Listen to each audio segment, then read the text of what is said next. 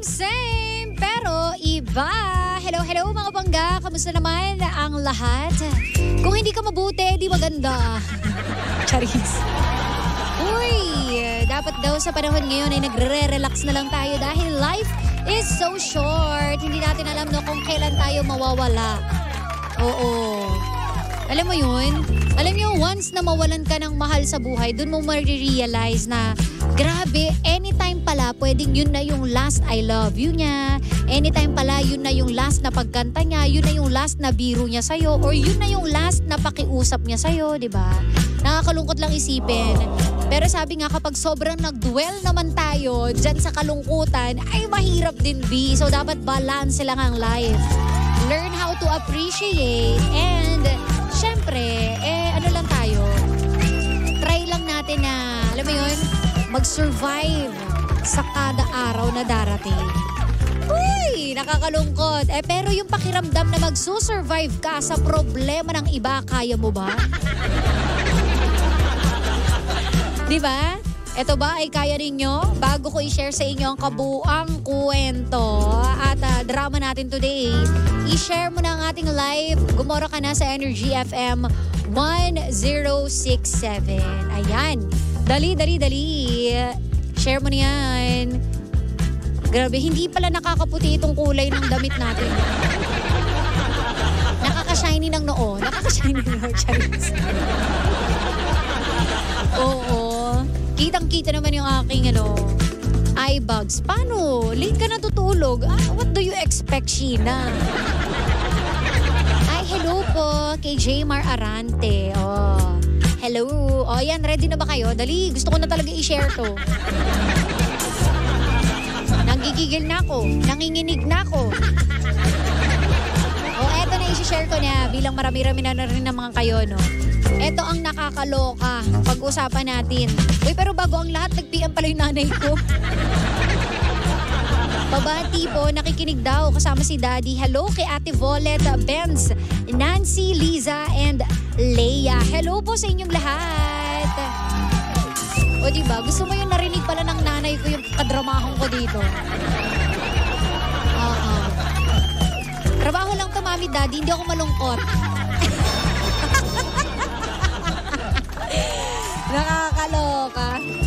O, eto na ang topic natin. O, sa mga makaka-relate dyan, eto ang para sa inyo. Ang problema kasi, etong si Kuya ay breadwinner. O, alam niyo yung breadwinner. Nanalo sa raffle ng tinapay, Charis. So, breadwinner itong si Kuya. Ngayon, ang haba kasi nung kwento niya, actually may mga RA kineme pa rito, no? Sa law. Hindi naman ako nag-law, so hindi ko to magigets. At hindi rin nila to magigets. So, i-shortcut na lang natin ang problema niya. Ang sabi niya rito, meron siyang kapatid na nagsanla ng alahas. So, ito pong alahas na to ay mamahalin. Kitang-kita ko naman sa picture dahil kumikinang-kinang talaga. Tumitibok-tibok. Charis. So, itong alahas na to ay binenta ng kapatid niya. Ngayon, sinanla pala. Hanggang sa malapit ng maremata. Ngayon, lumapit sa kanya. Ang sabi, Kuya, pautangin mo naman ako. Kasi malapit ng maremata yung alahas. Kailangan ko talaga ng pera. Wala akong pera ngayon. Eto namang si sender. Wala talaga siyang pera for today. Dahil nagbabayad siya ng bills. And independent ang kanyang pamumuhay. So wala talagang matitira sa kanya. Gusto niya mang pautangin. Ang mahal, hindi talaga carry.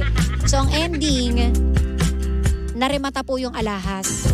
Ngayon ay tinatakwil na siya ng kanyang kapatid at sinabing, wala na. BO na tayo. Brothers over. Charis. Ano yun? Friendship over kasi yung FO, diba? Gusto mo in-explain ko. So hindi na sila okay at sinabing, wag ka nang lalapit sa akin. Dahil nung oras na kailangan kita, naremata yung alahas dahil sa'yo. Tandaan mo tong araw na to. Yun mismo, B. Tandaan mo tong araw na to. Grabe naman yan. Ngayon ang tinatanong niya dito, DJ Sheena, pwede bang pautang? Hoy! Hindi ka mamumutang! Hindi, may serious daw. On a serious note, ang tanong ko lang po, kasalanan ko ba talaga? Why naman like that? Buti pa yung kapatid kong babae. Hindi naman sila ganyan sa akin. Pero sila naman, independent din po ang pamumuhay. Ito lang po talagang isa ang hassle. Hassle talaga, Gen ZB. Okay, so para lubusan niyo pong maintindihan, etong si sender ay may kapatid na nagsanla ng alahas at naremata. Sinisisi niya ngayon etong si sender dahil hindi po siya nagpautang. At dahil di siya nagpautang, tuluyan pong naremata yung alahas. Ang sakit niyo sa ulo, ha? Alam niyo yan yung mga mahirap, di ba? Yung ipapasa sa'yo yung guilt na bakit nagiging problema ko? Problema mo naman yan. I'm not saying na masama po yung pagtulong o yung pakikipagkapwa-tao, di ba? Or yung pakikiramay natin. Okay naman talaga yon. Pero to the point na ikaw yung magdadala ng burden niya dahil lang sa kakulangan niya ng ng tawag dito? Ng pera, hindi siya responsible dun sa ginawa niya. Ba't siya nagsanla, di ba? Bakit siya naubusan ng pera? Ba't hindi siya nakabayad? Di ba dapat na-anticipate mo yun? Alam mo na palang mareremata eh. Tapos ipapasa mo sa akin ngayon yung bola. Ako ngayon ang magdadala ng problema mo. At ako ngayon ang ibiblame mo na dahil sa'yo, kaya ako naremata. Dahil sa'yo, hindi mo kasi ako pinautang. Ay, di, bakit kasalanan niya? Kuya, huwag kang mag-guilty. Una sa lahat, nakipag-usap ka naman na maayos, wala kang pera, in-explain mo. Hindi naman po pwedeng ikaw yung mauubusan, tas siya matutulungan mo, paano ka, dinga ka, di ba? Hindi po pwedeng ganon. Sabi nga, ang pinakamaganda na lang po nating regalo sa ibang tao, no? Yung tulungan natin yung sarili natin. Kasi syempre ikaw, gugustuhin mo ba yun na nakakaistorbo ka ng ibang tao na mangungutang ka para lang dun sa alahas na sinanla mo? Cannot be, hindi. Naiintindihan ko masakit at masama ang loob mo dahil kapatid mo yan. I can relate sa ganyang feeling, no? Hindi naman dahil sa sanlaan, pero alam ko kasi yung pakiramdam dahil syempre may mga kapatid din tayo, o ate din ako, B. Syempre masakit yun kapag yung kapatid mo yung nasabihan ka ng ganyan or meron kang kapatid na nahihirapan. Number one, yun yung masakit di ba? Kapag may nakita kang kapatid na nahihirapan, ay talaga nga naman, iiyak ang puso mo, tihilingin mo sana naging milyonaryo ka na lang. Pero hindi Hindi naman natin pwedeng, hindi tayo superhero. Sabi nga, we can't be everything to everyone daw. Sabi. Diba? Kung pwede lang, ay Diyos mio. Bakit naman hindi? Kung meron ka naman, bakit naman hindi? Diba? O, basahin natin yung mga sagot ninyo. Sabi rito, kasalanan ng kapatid ng sender. Bakit niya kasi hindi pinaalam na isananla yung alahas? Dapat kasi kumayod yung kapatid niya sa sarili niyang paraan. Sabi ni Darwin Rosel. Diba? Ayun yun Or siguro, let's give him the benefit of the doubt daw. Sabihin natin na baka mamaya talagang kailangan niya lang kaya niya na isanla yung yung alahas. Kaya ganun yung nangyari. Ekis lang talaga, bakit mo pa sinabihan yung kapatid mo na dahil sa'yo? Kaya ganito nangyari sa akin. Ay hindi, wala kang sisisihin, B. Sarili mo lang. Yan ang never ever nating gagawin sa kapwa-tao, no?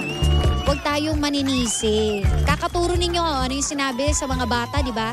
Kapag nagturo ka, yung isang daliri mo nakaturo dun sa tao, pero yung tatlo balik sa'yo. Sabi ni Jaymar Arante, mahirap tumulong sa ibang tao if yung sarili mo hindi mo matulungan. Exactly. And hindi naman lahat ng tao nagpapakita ng kahinaan. Hindi mo nga malalaman na kailangan niya pala ng tulong. Ang strong-strong ng personality niyan. Hindi lang nagsasabi sa inyo paano kung hirap na pala? Diba? Paano kuya kung yung inuutangan mo wala naman pala talaga siyang pera? Hindi mo alam, sa sidewalk pala natutulog. Tapos sinisi mo pa. Ay, B. At saka ano ba magpapasko? Hindi po pwedeng ganyan tayo, ha? Ano dito? Ano sabi? Huwag kayong magalit. Ayun na, nagagalit na. Sabi ni Jaymar Arante, itabi mo, ako na. Yun lang ang masasabi ko, no, Pangga. Kailangan, bago tayo tumulong, na yung sarili mo. Meron ka bang barya, Bi? Diba? Kasi syempre, lalo na kapag mga ganyang eksenahan, yung mga pay when able, o yan, ang bait mo na nga kapag meron kang ganung kakilala eh. O sige, bayaran mo na lang kapag meron ka na. Or kunwari yung, ay, wala akong may papahiram sa'yo, pero bibigyan na lang kita. Dapat maging thankful na po tayo na merong ganon. Hindi yung mag-ano ka pa na, di dahil sa'yo kasi ganito. Ay, naku, Bi, talaga nga naman. Oh, sabi, honest ka lang. Naging totoo ka lang. Huwag mong sisihin ang sarili mo. Ipag-pray mo siya na ma-realize niya ang mali niya. Time will heal in God's time. Perfect. Sabi nga, di ba? Teach a man how to fish. Don't give him fish. Because you can't afford fish. You can't afford fish. B, hindi nga natin afford ang galunggong, ang mahal-mahal na pati ang tuyo na favorite ko, hindi na natin afford. Tapos ano, mamimigay ka pa ng isda. I cannot be to be.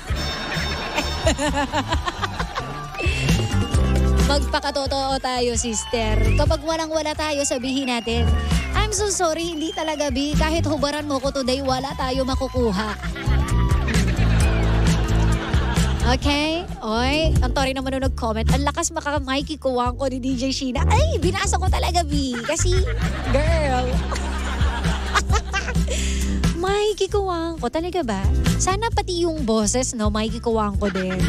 Oo, pinangarap kong minsan yung dimples ni makikikuwang ko. Fairness. Tsaka yung galing niya sa pangangabayo. Di ba nangangabayo siya? Iba ata yung galing ko, B. Parang ibang kabayo. Uy, ibang kabayo. Charis. Oh, ano pa? O, diba? So, yun na. Kuya, huwag kang mag-guilty.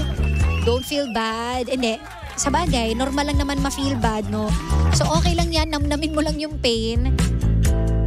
Pag nakatulog yung kapatid mo, magiging okay din yan. Mapapag-isipan niya rin lahat ng mga ginawa niya, diba? Imposible naman na hindi yan magigising sa katotohanan. At hihingi din yan ng sorry sa'yo.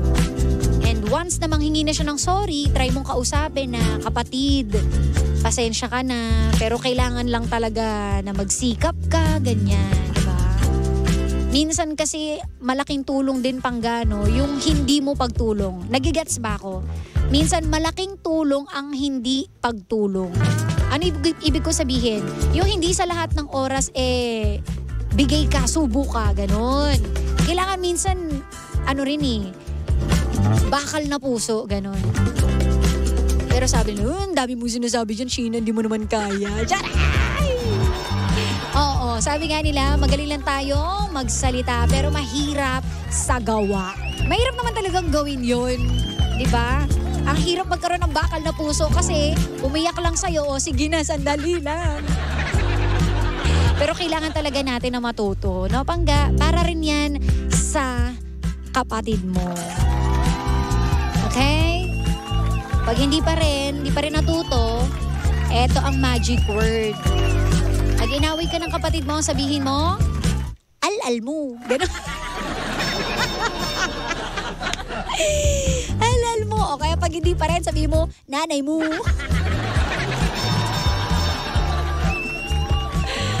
Ay, nako, nakakaloka kayo. O siya, itigil nyo na yung pag-aaway ninyo at huwag na kasi kayo magsasanla, ha? Mangutang na lang kayo sa paluwagan. Sa paluwagan talaga. Huwag na magsanla, mahirap kaya yan kapag narimata. Ay, nako, sayang. O eto, may humabol. Kakausapin ko ulit niyan, kuya. Kapag may mareremata na ulit, joke lang po, magiging okay din kayo, promise. Ipag-pray mo. Sabi ni Jaymar Arante. Yes. Good for you, no? At least ikaw may mabuti kang puso at concern ka sa kapatid mo. Yung kapatid mo, galit lang yun kaya niya nasabi yun sa'yo. Pero hindi ako naniniwalang hindi ka na mahal ng kapatid mo.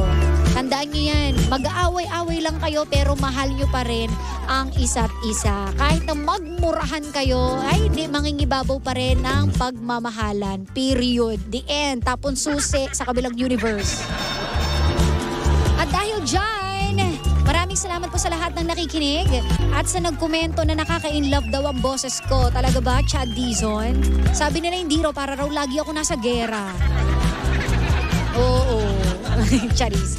Salamat. And hello kay Hector, Yoli Ruiz, at sino pa to? Si Annabel Parpan, ang Angelita Lumangya Magdato, hello. And Guerrero Juni Boy sa San Jose del Monte, Bulacan. Alright, at dahil dyan, ako po'y gogora ng mga pangga. Don't forget to like, follow, and share Sheena 1067 and Energy FM 1067. Huy, i-like nyo naman and congratulations sa ating lahat dahil naka 100,000 likes na ang aking Facebook page. Maraming salamat po. Heart everyone. Winifreda Sarmiento, hello. At iiwan ko na kayo mga pangga, tandaan na pag-ibig at kapayapaan sa ating lahat. Okay? Pag-ibig lang. Sabihin ko sana, basta, walang problema, ganun.